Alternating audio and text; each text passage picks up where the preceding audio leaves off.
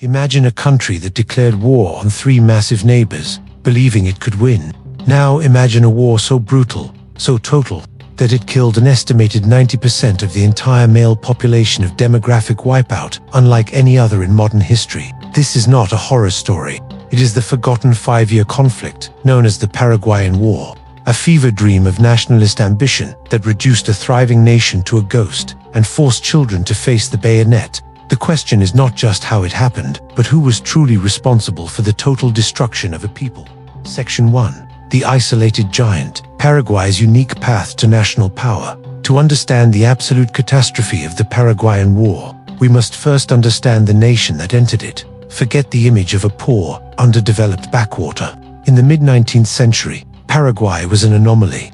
It was a closed system, an economic and military powerhouse unlike any other in South America. The story of its rise is a testament to radical, isolationist self-sufficiency.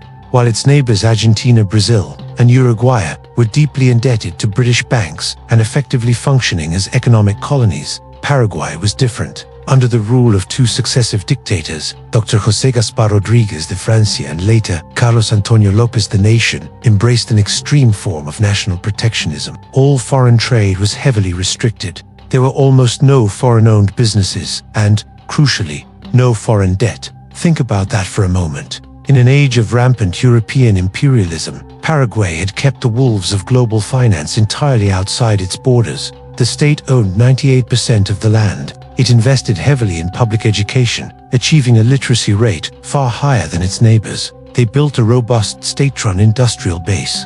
By 1860, Paraguay was the only country in South America with a working railway, and it was the first to establish an iron foundry and a shipyard. This was a thriving, self-made nation that manufactured its own cannons, cast its own steel, and truly controlled its own destiny. This immense wealth and self-reliance, however, came at the cost of political isolation and, crucially, absolute internal control. The nation was fiercely proud, disciplined, and utterly devoted to the state. But this very strength, this radical independence, made it a dangerous outlier. It was a functioning, prosperous model that challenged the economic status quo of the entire continent. A dangerous example to its debt-ridden neighbors and to the global powers that profited from their debt. It stood alone, rich and self-contained, right between the two giants of the continent, the Brazilian Empire and the Argentine Republic. Was it inevitable that this isolated power, sitting on the rich rivers and borders its neighbors coveted, would eventually be crushed? The stage was set for a collision between this unique, socialist-leaning republic and the liberal open market powers surrounding it. And the fuse for this powder keg was lit by a single man of immense and ultimately fatal ambition. Section 2. The Napoleon of the Pampas, Solano López, and the Fatal Ambition. The unique power structure of Paraguay. This isolated giant we just explored delivered its absolute authority directly into the hands of one man, Francisco Solano López. His name is synonymous with the war. And to understand the conflict is to grapple with his colossal and ultimately catastrophic ego. López was not just a president. He inherited a legacy of absolute rule from his father, Carlos Antonio López. He was educated in Europe, notably in Paris, and returned with a visionary, dangerous cocktail of military modernism and personal grandeur. He was utterly convinced that he was the rightful inheritor of the mantle of Napoleon Bonaparte, seeing himself as the singular force destined to bring Paraguay out of isolation and into a position of continental dominance. He cultivated this image aggressively. He dressed in ostentatious military uniforms, often designed to mimic Napoleonic styles. He commissioned immense public works. Crucially, he oversaw the rapid expansion and modernization of the Paraguayan military, transforming it into the best-trained, best-equipped, and largest-standing army in South America at the time. But this wasn't modernization for defense. It was preparation for assertion. López saw the instability in the River Plate region specifically, the constant civil wars in Uruguay and Argentina not as a threat, but as an opportunity. He believed Paraguay was destined to be the linchpin, the ultimate arbiter of continental politics. His ambition wasn't merely to defend Paraguay's borders, it was to project power far beyond them. The crucial question here is, was López a patriot tragically defending his nation's independence, or a megalomaniac whose hubris doomed his people? The reality is tragically mixed. Paraguay's independence was genuinely threatened by the expansionist desires of both the Brazilian Empire and the Argentine Republic. They coveted access to the Parana and Paraguay rivers, which were vital arteries for commerce. López's build-up was, in part, a genuine defensive measure. However, his methods and mindset were fatally flawed. He acted on the principle that the best defense is a devastating offense, and he was too arrogant to accurately judge the overwhelming power of the forces he was about to provoke. The isolation that had made Paraguay strong also blinded its leader. He had successfully kept the European wolves at bay, but he completely miscalculated the potential unity of his neighbors when faced with a shared enemy. This inflated sense of destiny, this Napoleon of the Pampas complex, drove the nation towards a disastrous commitment in Uruguay, which became the inescapable spark for the continent's most devastating conflict. Section 3. The Gathering Storm, Uruguay, the Ultimatum, and the Triple Alliance. López's aggressive ambition required a flashpoint, and he found it in the constant, bloody civil strife of the Oriental Republic of Uruguay. For decades, Uruguay was a political battlefield between two factions, the liberal Colorados and the conservative Blancos, both frequently supported by outside powers. Brazil typically backed the Colorados, while Paraguay tended to favor the Blancos. In 1864, the Brazilian Empire, citing border disputes and demands for compensation for property losses by Brazilian citizens in Uruguay, intervened decisively. They openly backed the Colorado faction's leader, Venancio Flores, in his campaign against the ruling Blanco government. López viewed this Brazilian intervention as a direct threat to the regional balance of power, specifically to Paraguay's influence and, ultimately, to its security. He saw a unilateral move by Brazil to dominate the River Plate, boxing Paraguay in. López issued a formal ultimatum to Brazil. If Brazilian troops invaded Uruguay, Paraguay would consider it an act of war against the balance of the continent. Brazil, confident in its superior size and viewing López's posturing as bluster, ignored the ultimatum.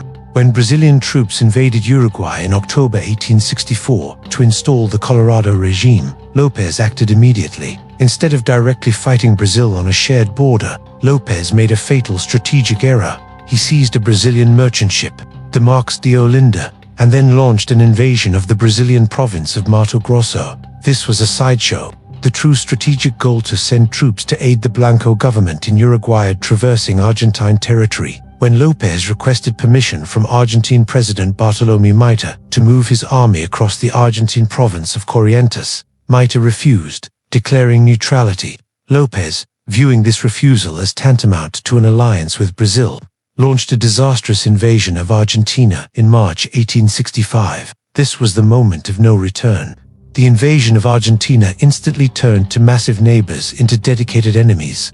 Within weeks, Argentina, the Brazilian Empire, and the Colorado-led government of Uruguay signed the secret treaty of the Triple Alliance. The treaty was clear. They would coordinate to overthrow Solano López and compel the Paraguayan government to pay the costs of the war. The objectives went far beyond simple defense. They included specific territorial claims on Paraguay's expense. López had intended to divide his enemies. Instead, he had united them into an overwhelming force dedicated to his total defeat. The isolated giant was now facing a combined military machine many times its size, backed by limitless foreign capital, and the stage was set for the most devastating, asymmetrical conflict in South American history.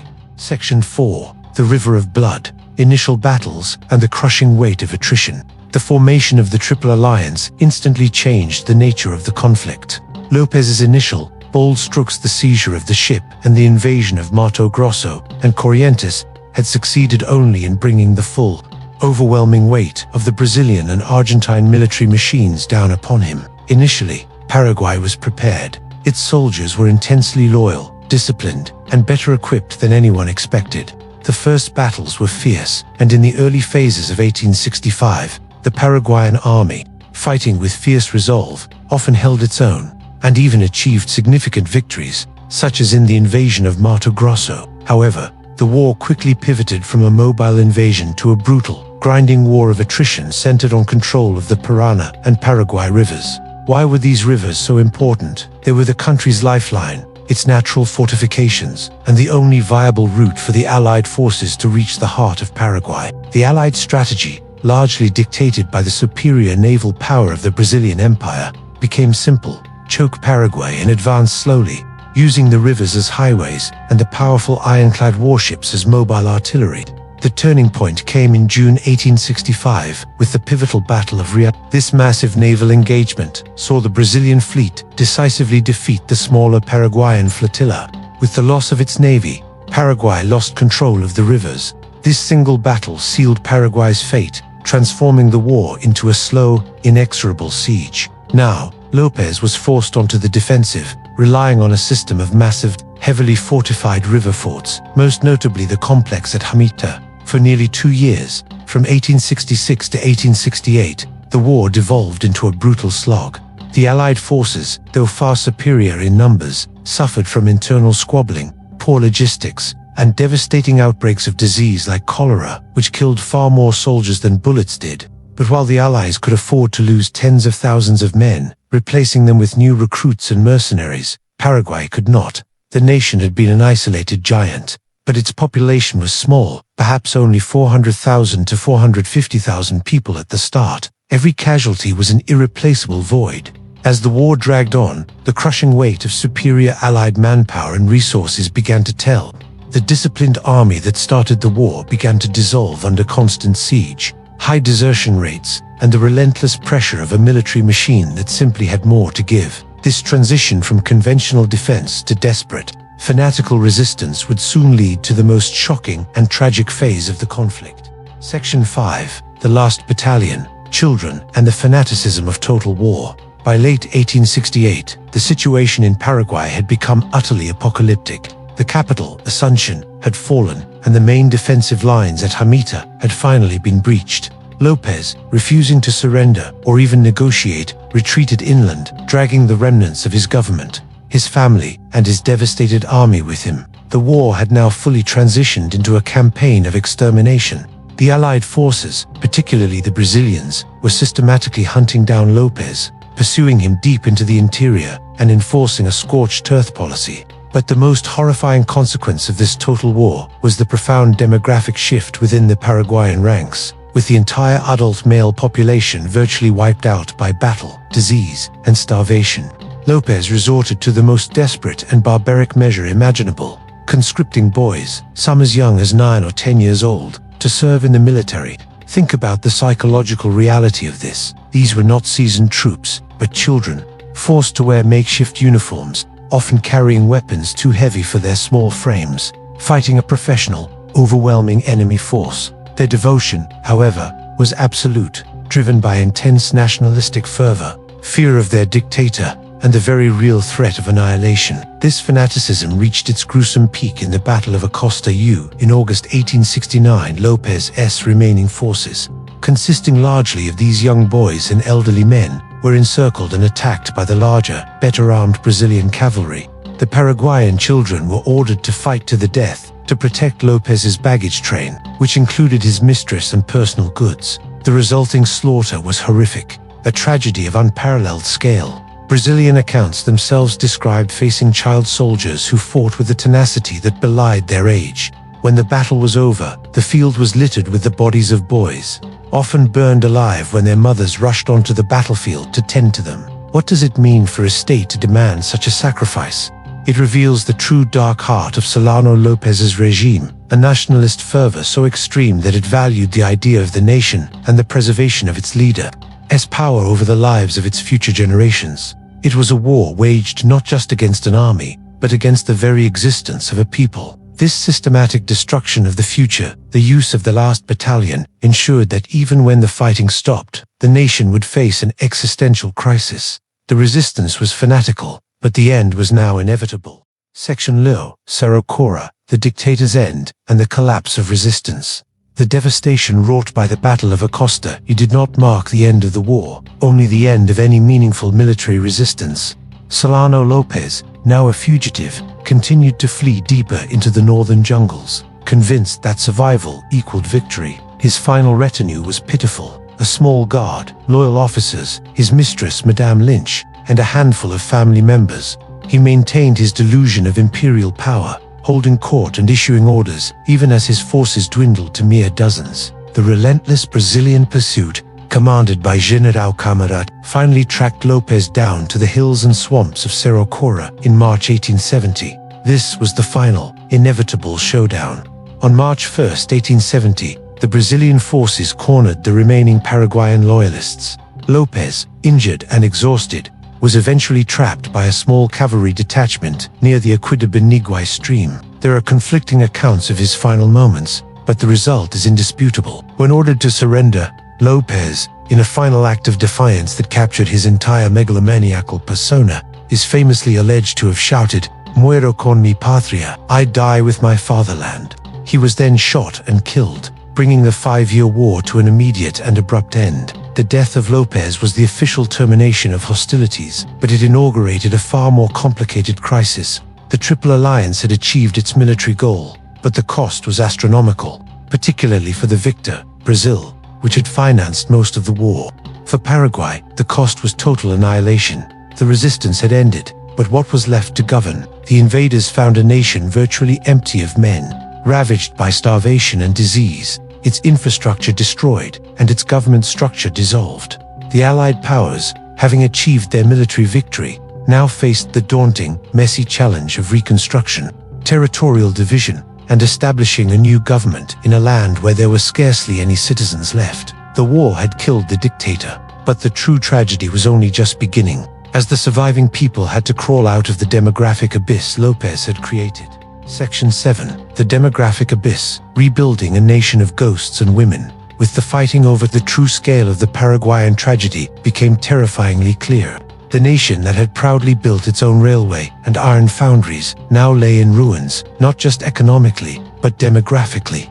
The statistics of the Paraguayan War are among the most chilling in modern military history, but the most staggering figure is the gender imbalance. It is estimated that 90% of the male population over the age of 15 was killed. That is not a military loss. That is a demographic wipeout. Imagine trying to rebuild a society where there is only one surviving adult man for every 10 women who would farm the land, who would run the rebuilt industries, who would father the next generation. Paraguay became, literally, a nation of ghosts, children, and women. This massive demographic shock forced a radical societal restructuring. Women became the absolute cornerstone of the nation's survival. They took on the overwhelming majority of labor farming, trades, and reconstruction, a feat of resilience that is one of the most remarkable, yet heartbreaking, aspects of post-war Paraguay. They had to preserve the culture and rebuild the physical nation with almost no male participation. Simultaneously, the Allied victors Brazil and Argentina acted their territorial gains, taking massive portions of Paraguayan land, effectively shrinking the country by a quarter. A provisional puppet government was installed, and Paraguay was forced into a crippling cycle of debt and dependency, losing the economic sovereignty it had so fiercely maintained before the war. The war's legacy was not just mass death, it was the theft of a generation, the destruction of national self-sufficiency, and the institutionalization of debt. Paraguay's trajectory, its unique, autonomous pathways erased, and the nation was violently integrated into the global, liberal economy on the worst possible terms. The question that haunted the surviving generation was simple. Was this price worth the ambition of one man? And more profoundly, how long does it take for a nation to recover when its very foundation, its men, has been deliberately sacrificed? Section 8. A scar on the continent. The war's lingering economic and political legacy. The dust settled, the peace treaties were signed, and Paraguay was left devastated, but the true impact of the Paraguayan War extends far beyond the nation's borders and continues to shape the geopolitics of South America to this day. This was not just a Paraguayan disaster, it was a continental trauma. For the victors, the war offered a Pyrrhic victory. Brazil, which fielded the largest army and navy, achieved its goal of deposing López and expanding its territory. However, the conflict plunged the empire into enormous debt, largely owed to British banks, accelerating its economic dependence and contributing significantly to the political instability that would lead to the abolition of slavery and the eventual overthrow of the monarchy in 1889. The massive military mobilization also fundamentally changed Brazilian society, empowering the military class and solidifying its role in national politics, a legacy that continues to influence modern Brazilian political life. Argentina, under President Mitre, also secured its territorial claims and established its political dominance over its internal federal rivals. But the war solidified the deep, underlying animosity and mistrust between the nations of the River Plate region. The secret treaty and the perceived brutality of the conflict left a lingering sense of resentment and victimhood. The most enduring legacy, however, is the complete reversal of Paraguay's independent economic model. The war successfully dismantled the one nation that had successfully resisted the global financial institutions and industrial capitalism of the West. It served as a stark, bloody lesson to any other developing nation contemplating a similar path of self-sufficiency. The message was clear: there is no escaping the global economic order. Today, Paraguay remains the most potent symbol of this devastation. The historical memory of the war is still a fundamental part of its national identity, a source of both profound trauma and intense, often fiercely nationalistic pride in the sacrifice of the generation. It is a scar that runs across the entire continent, a reminder of the fragility of national sovereignty and the catastrophic consequences of unchecked ambition colliding with overwhelming geopolitical and economic forces. We began by asking how a nation lost almost all its men. We end by understanding that the war was not just a military defeat, but a deliberate erasure of a unique national experiment, a sacrifice that ensured the economic status quo of the continent for the next century, leaving Paraguay to rebuild its society, one woman at a time, from an abyss of its own making. Conclusion: we have journeyed through 5 years of fire, from the ambition of one man to the annihilation of a generation. The story of the Paraguayan War is more than just a footnote in history. It is a stark lesson in sovereignty, ambition, and the true cost of warfare. We saw how Paraguay's radical self-reliance, its unique defiance of the global financial powers, made it an isolated target. We witnessed the devastating consequences of Solano López's Napoleonic ego, which transformed a regional dispute into an existential threat.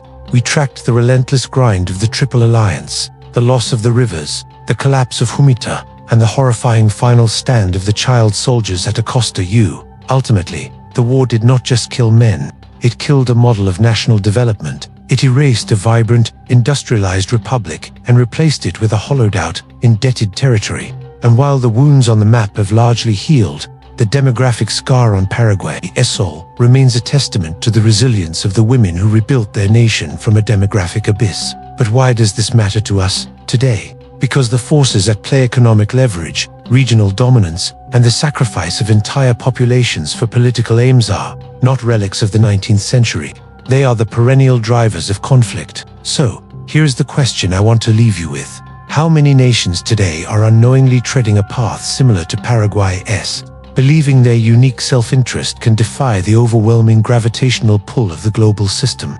If this story of forgotten tragedy and fierce survival has resonated with you, I invite you to join the conversation. Hit that like button if you found this deep dive valuable, and subscribe to ensure you don't miss our next cinematic exploration into the hidden corners of history. Most importantly, let me know in the comments below. Do you believe the Allies were justified in their pursuit of López to the point of near total national annihilation? Or was this an imperial overreach that should be condemned? Thank you for watching, and we'll see you in the next chapter of history.